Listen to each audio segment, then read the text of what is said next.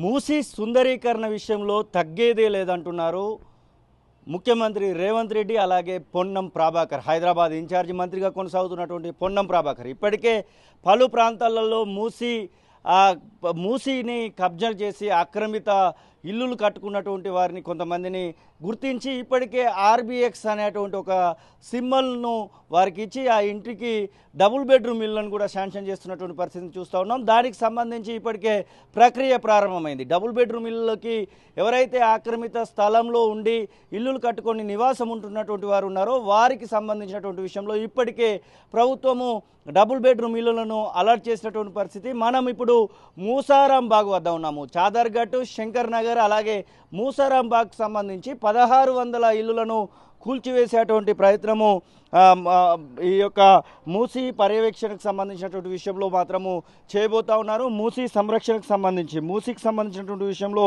ప్రభుత్వము కీలకమైనటువంటి నిర్ణయాలు తీసుకుందని చెప్పుకోవచ్చు.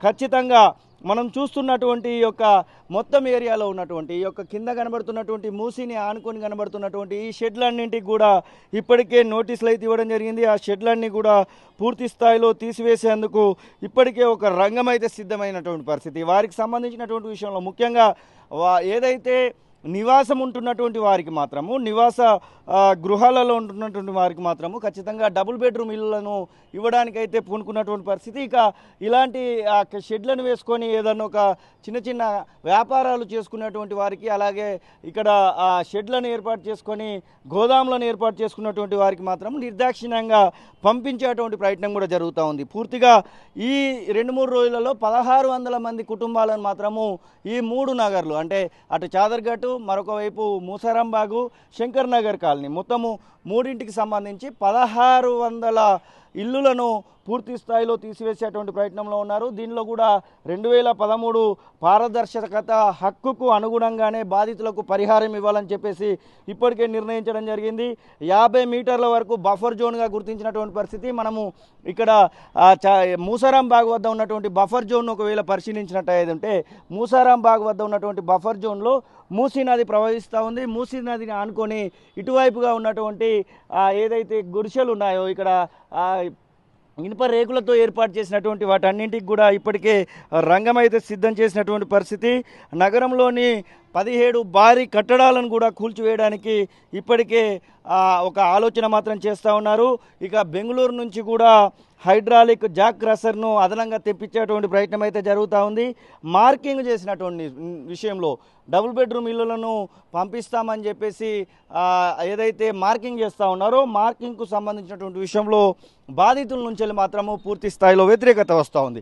మనం చూస్తున్నటువంటి రోడ్డుకు అటువైపుగా కూడా కొన్ని గృహాలు పోవడానికి అవకాశం ఉందనేటువంటి మాట వినబడతా ఉంది. మరొక వైపు మనం చూడొచ్చు పూర్తి స్థాయిలో ఈ యొక్క మొత్తం ఒక లైన్కు లైన్ కూడా మూసారాం బాగు వద్ద ఉన్నటువంటి ఒక పూర్తి లైన్కు లైన్ కూడా మనం చూస్తున్నటువంటి రేకుల షెడ్లు, అలాగే ఈ పక్కన కనబడుతున్నటువంటి గృహ నిర్మాణాలు ఏవైతే ఉన్నాయో అవన్నీ కూడా 50 మీటర్ల పరిధి లోపలికి ఉన్నందువలన వాటిని కూడా తీసివేయడానికి రంగం సిద్ధమైనట్టుగా తెలుస్తూ ఉంది. పూర్తి స్థాయిలో దీనికి సంబంధించినటువంటి విషయంలో మాత్రము ఎవరిని కూడా ఉపేక్షించేది లేదనేటువంటి మాట కూడా చెప్తా ఉన్నారు. వీటితో పాటుగా ఆ యొక్క చివరన కనబడుతున్నటువంటి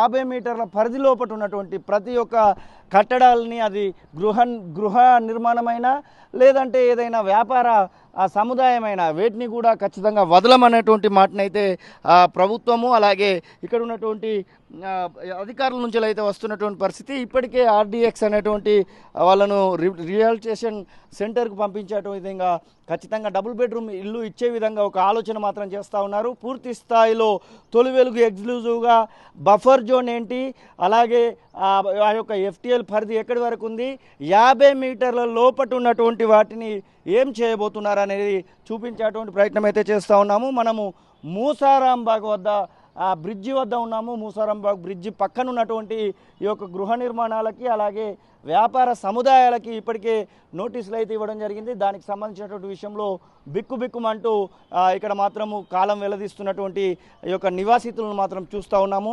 ఖచ్చితంగా మాకు ఈ యొక్క అభ్యంతరాలు ఉన్నాయనేటువంటి మాటను కూడా ఇక్కడ ఉన్నటువంటి నివాసితులు అయితే చెప్తున్నటువంటి పరిస్థితిని మనం చూస్తూ ఉన్నాం. అసలైన తొలి వెలుగు Follow WhatsApp at Toli Velugu Official.